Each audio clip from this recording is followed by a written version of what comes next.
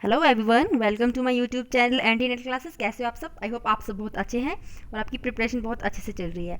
तो आज मैं आपके सामने लेके आई हूँ हमारी पेपर 1 की यूनिट 2 है, दैट इज़ रिसर्च एप्टीट्यूड। और ये बहुत ज़्यादा इंपॉर्टेंट टॉपिक होने वाला है क्योंकि इसमें से क्वेश्चन जो है वो हर बार एग्ज़ाम में से आता है। तो रिसर्च का जो टॉपिक है उसमें से आप टाइप्स ऑफ रिसर्च जो है वो अगर उसको आप कर लोगे तो आप मान लीजिए कि रिसर्च का जो 90% काम है वो यहीं पे ख़त्म हो जाता है, क्योंकि रिसर्च में से ऑलमोस्ट टाइप्स ऑफ रिसर्च का क्वेश्चन ही पूछा जाता है और इस टॉपिक में से कुछ पूछने को नहीं होता इस यूनिट में से। जस्ट टाइप्स ऑफ रिसर्च के क्वेश्चन ही जो है वो 90% चांसेस रहते हैं यहीं में से क्वेश्चन पूछे जाते हैं। ठीक है, तो वीडियो को जल्दी से शुरू करेंगे। बट वीडियो को शुरू करने से पहले अगर आप मेरे चैनल पर न्यू है तो प्लीज़ चैनल को सब्सक्राइब कर लीजिए और वीडियो को लाइक कीजिए, फ्रेंड्स के साथ भी जरूर शेयर कीजिएगा। और वीडियो का PDF चाहिए तो मुझे टेलीग्राम ग्रुप पर ज्वाइन कर लीजिए। टेलीग्राम का ग्रुप का जो लिंक है उसको मैंने डिस्क्रिप्शन बॉक्स में दे दिया है। मैं जल्दी जल्दी इसलिए बोल रही हूँ क्योंकि बहुत ज़्यादा लंबा वीडियो हो जाएगा और इस वीडियो में हम लोग रिसर्च के कुछ टाइप्स को डिस्कस करेंगे और कुछ टाइप्स जो है उसको पार्ट 2 में डिस्कस करेंगे। ये हमारा पार्ट फर्स्ट है। तो इसमें फर्स्ट वन है, इसमें हम लोग जो देखेंगे वो है हमारा रिसर्च का कॉन्सेप्ट। तो रिसर्च क्या होता है? तो रिसर्च का मतलब है, री का मतलब है अगेन एंड सर्च का मतलब है फाइंड। तो रिसर्च का मतलब हो गया कि find out something new in the topic that already existed. तो टॉपिक में कुछ नया ढूंढना जो कि पहले से ही एग्जिस्ट करता है, ठीक है, तो उसी को ही रिसर्च कहा जाता है। तो ये क्या है? It is a quest taken for finding new information about the things we are already know. जो हमें पहले से ही पता है चीज़ों के बारे में, उसके बारे में कुछ नई इन्फॉर्मेशन ढूंढ के निकालना। तो ये क्या है? ये साइंटिफिक इंक्वायरी है जो कि सिस्टमेटिक होती है और searching important information on a specific topic. ठीक है, जिसके कैरेक्टरिस्टिक्स क्या हैं, तो इसमें से भी क्वेश्चन कई बार आ जाता है कि रिसर्च के कैरेक्टरिस्टिक्स आपको दिए जाएंगे और वहाँ पे लिखा जाएगा कि इनमें से कैरेक्टरिस्टिक्स कौन सा नहीं है। तो इसे भी ध्यान से देखना है, ऐसा नहीं सोचना कि काफ़ी इजी है, हो जाएगा, कोई बात नहीं है ना। तो देखिए ध्यान से। तो इट इज़ साइंटिफिक इन्वेस्टिगेशन। ये साइंटिफिक इन्वेस्टिगेशन, साइंटिफिक का मतलब हुआ कि ये साइंटिफिक, इसमें साइंटिफिक मेथड्स और प्रोसीजर को यूज़ किया जाता है। ठीक है, जो मेथड्स और प्रोसीजर हैं वो पहले से ट्राइड और टेस्टेड होते हैं और जितनी बार हम उसको अप्लाई करते हैं, उनकी एप्लीकेशन करते हैं, उतनी बार ही जो रिजल्ट है वो सेम आता है, सिमिलर रिजल्ट वो देते हैं। इसलिए इसे कहा जाता है साइंटिफिक इन्वेस्टिगेशन। तो जो रिजल्ट या इन्फॉर्मेशन हम साइंटिफिक मेथड्स के थ्रू हम गेट करते हैं तो उसके सहारे हम कॉन्सेप्ट और थ्योरीज को डेवलप करने में हेल्प मिलती है उससे। ठीक है, और द फाइंडिंग्स ऑफ रिसर्च में not be an immediate solution. कई बार जो फाइंडिंग्स होती हैं जो रिसर्च की, तो वो इमीडिएट सोल्यूशन नहीं होता है, बट वो एकेडमिक रेलिवेंस रखती हैं, वो एकेडमिक के लिए ज़रूरी होती हैं। ऑल्दो इफ प्रोजेक्ट्स और रेकमेंड सम सोल्यूशन समटाइम्स, कई बार ये सोल्यूशन भी दे देती हैं। Good research findings and reports help in decision making. तो अच्छी फाइंडिंग्स और जो रिपोर्ट्स होती हैं वो डिसीजन मेकिंग में भी हेल्प करती हैं। It also adds the given stock of information और बॉडी ऑफ एग्जिस्टिंग नॉलेज। जो एग्जिस्टिंग नॉलेज है उसमें जो इन्फॉर्मेशन का स्टॉक है उसको ऐड करती हैं। तो रिसर्च के कुछ टाइप्स हैं, उनको हम वन बाय वन करके देखेंगे। इसमें हम पूरे रिसर्च के टाइप्स को डिस्कस नहीं करेंगे, ये पार्ट 1 है। इसमें हम कुछ जो रिसर्च के टाइप्स हैं उनको इस वीडियो में डिस्कस करेंगे, कुछ पार्ट्स जो हैं उन्हें अलग अगले वीडियो में डिस्कस करेंगे, क्योंकि इनके जो टाइप्स हैं उसको मैंने काफ़ी इलेबोरेट किया हुआ, यहाँ पे काफ़ी अच्छे से एक्सप्लेन किया हुआ है। तो इसके लिए हम 2 वीडियोस लगा देंगे इस टॉपिक को समझने के लिए। तो classification of research on the basis of application, सबसे पहले तो इसका फर्स्ट पार्ट है फंडामेंटल, बेसिक या प्योर रिसर्च भी कहा जाता है इसे। सेकंड वन है अप्लाइड रिसर्च। उसके बाद है second one classification of research on the basis of concept. Concept के आधार पर रिसर्च कितने टाइप की है? Conceptual research, empirical research, action research. ठीक है, थर्ड वन है classification of research based on objectives. Objective के आधार पर रिसर्च कितने टाइप की है? Descriptive research, correlational research, explanatory research. ठीक है, एक्सप्लोरेटरी रिसर्च, एक्सपेरिमेंटल रिसर्च। उसके बाद आता है fourth one classification of research on the basis of process. इसमें आता है quantitative research and qualitative research. Classification of research on the basis of logic, logic के आधार पर डिडक्टिव अप्रोच और इंडक्टिव अप्रोच। इन सभी को वन बाय वन हम discuss करेंगे। तो फर्स्ट वन है on the basis of application fundamental research. तो फंडामेंटल रिसर्च क्या होता है? तो इसे बेसिक और प्योर रिसर्च भी कहा जाता है। ठीक है, तो this kind of research helps to generate new information in a fundamental fashion. तो ये रिसर्च जो है वो हमें न्यू इन्फॉर्मेशन को जनरेट करने के लिए हेल्प करती है। This is generally based on the principle of generalisation. ये जनरलाइजेशन के प्रिंसिपल पर बेस्ड होती है। फॉर एग्जांपल, हम कोई स्पेसिफिक चीज़ के ऊपर हम लोग कोई प्रिंसिपल बना देते हैं और उसे सभी के ऊपर, जनरल के ऊपर हम उसे अप्लाई कर देते हैं, तो उसे जनरलाइजेशन कहा जाता है, ठीक है। तो sometimes it can experiment in the laboratory also, तो कई बार इसे लेबोरेटरी में भी एक्सपेरिमेंट किया जाता है। Fundamental research can take shape in two ways, either in the form of new theory और develop of some existing theory. तो इसमें दो फॉर्म होते हैं, या तो हमें न्यू थ्योरी मिलती है या एग्जिस्टिंग थ्योरी में हम कुछ न्यू डेवलप कर देते हैं। तो डार्विन्स को जो थ्योरी है, थ्योरी ऑफ एवोल्यूशन, ठीक है, जो डार्विन्स थ्योरी ऑफ इवोल्यूशन है, it is example of fundamental research. ये फंडामेंटल रिसर्च का एग्जांपल है।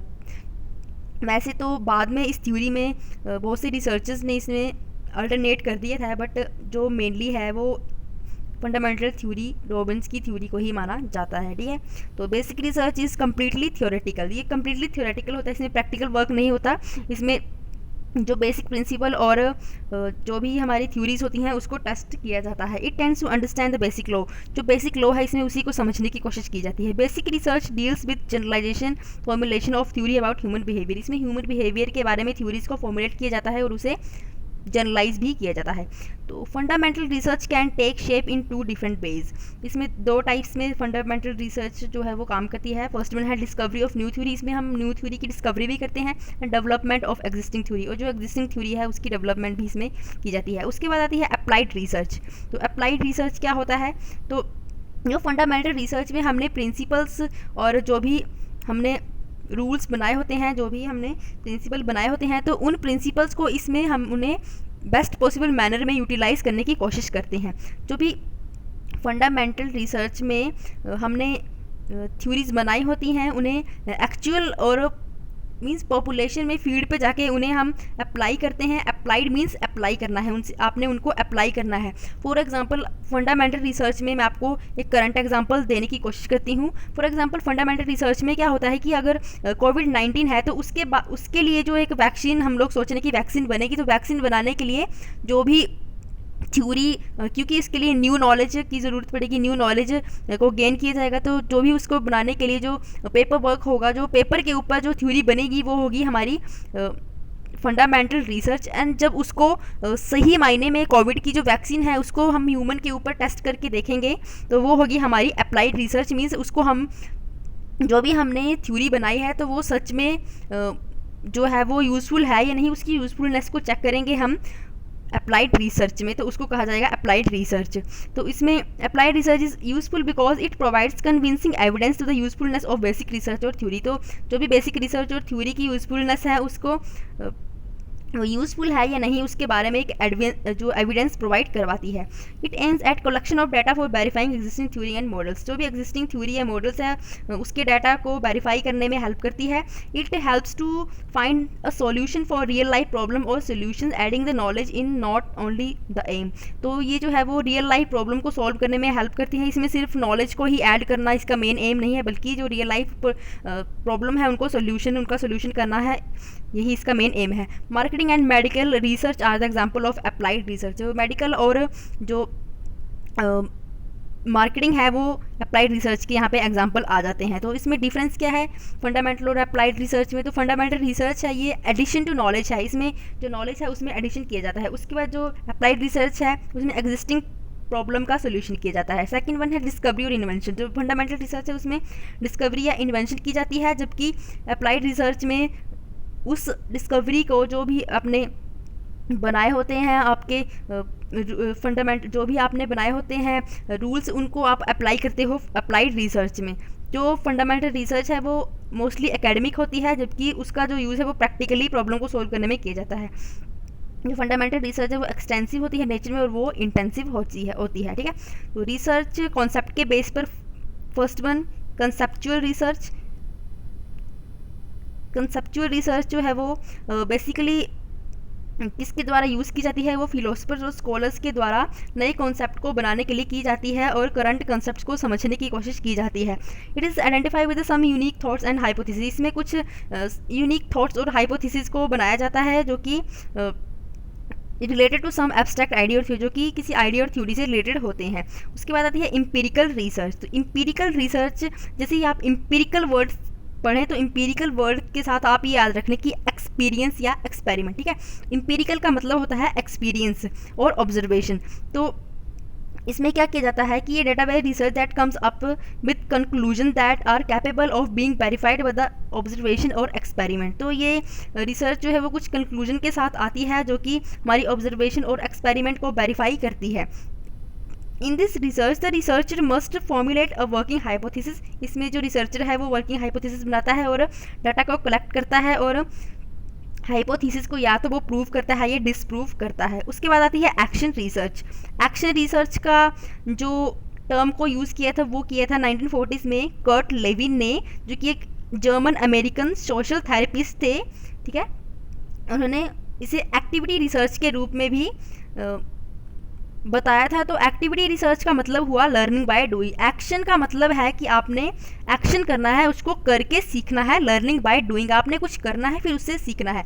एक्शन रिसर्च में also called cycle of action और cycle of inquiry because it typically follows a pre defined process that is repeated over time. तो ये pre determined process होती है जैसे कि बहुत समय से जिसे रिपीट किया जा रहा है, ये एक्शन का साइकिल है या इंक्वायरी का साइकिल भी इसे कहा जाता है, ठीक है। तो इसके फीचर्स क्या हैं, तो ये सिचुएशनल प्रॉब्लम सॉल्विंग पर्सपेक्टिव रखती है, इंटरवेंशन ऑफ रियल वर्ल्ड से कनेक्टेड होती है, adoption of alternative practices, immediate problematic situations, goals of social sciences, collaborative and participatory को लर्निंग, ठीक है। ये इसके फीचर्स आ जाते हैं, इतने ज़्यादा इंपॉर्टेंट नहीं है। तो एक्शन रिसर्च की जो प्रोसेस है ये आप देख लीजिए। तो सबसे पहले प्लानिंग की जाती है, फिर एक्शन लिया जाता है, फिर उसको ऑब्जर्वेट किया जाता है, ऑब्जर्वेशन की जाती है, देन रिफ्लेक्शन। इसको वन बाय वन कर देखने की कोशिश करते हैं। तो प्लानिंग, तो सबसे पहले क्या किया जाता है कि प्रॉब्लम जो है उसको एनालाइज किया जाता है in a specific perspective in which the problem has emerge, ठीक है। सबसे पहले प्रॉब्लम को एनालाइज किया जाता है, प्रॉब्लम को कैसे सॉल्व करना है उसके लिए डाटा कलेक्शन, इन्फॉर्मेशन वगैरह को कलेक्ट किया जाता है। Action, after the planning stage in which all the procedure of investigation have been determined, जो सभी इन्वेस्टिगेशन के प्रोसीजर हैं उनको डिटरमाइन किया जाता है, कम्स द एक्शन से, उसके बाद एक्शन स्टेज आता है। The researcher has to administer tools to collect data and information. उसके लिए जो एक्शन लिया जाएगा मीन्स आपने डाटा कहाँ से कलेक्ट करना है, इन्फॉर्मेशन कैसे कलेक्ट करनी है, कौन से टूल से आपने डाटा को कलेक्ट करना है, इस बात का एक्शन जो है वो एक्शन में लिया जाता है। Systematic analysis has to be done, result have to be recorded. तो सिस्टमैटिक एनालिसिस में किया जाता है और रिजल्ट को रिकॉर्ड किया जाता है। ऑब्जर्वेशन में क्या जाता है, observation has to be objectively done without any presuppositions, means आप पहले से कुछ सपोज करके नहीं रखते हो, जो भी ऑब्जर्वेशन के हिसाब से आपका जो रिजल्ट है वो निकल के आता है। The detail observations, monitoring and recording enables you to report your findings to others. तो जो भी आपने डिटेल ऑब्जर्वेशन की होती है, मॉनिटरिंग की होती है, या जो आपने उसको रिजल्ट को रिकॉर्ड किया होता है, तो वो आप दूसरों को रिपोर्ट करने में आप एबल होते हो। रिफ्लेक्शन का मतलब है once the result have been obtained and analysed and conclusions are drawn. तो एक जब आपने रिजल्ट बना दिया, आपने एनालाइज कर दिया और कंक्लूजन निकल आया, तो you are ready to initiate changes in your, ठीक है। तो उसके बाद क्या होता है कि आप अपने जो मेथड है, आपकी स्ट्रेटजी है, आप उसको चेंज करने में वहाँ पे आपको इनिशिएट लेना पड़ेगा और आपको नए मेथड जो है वहाँ पे अडॉप्ट करने पड़ेंगे, चेंज लाना पड़ेगा। तो इसमें से कौन सा टाइप के क्वेश्चन जो है वो आते हैं, which is of the sets of activities best indicate the cyclic nature of action research strategy। Means ये एक्शन रिसर्च जो आपको मैंने अभी प्रोसेस पढ़ाई तो उसके बारे में क्वेश्चन पूछ रहा है। तो कैसे एग्जाम में क्वेश्चन आया था जून 2019 में।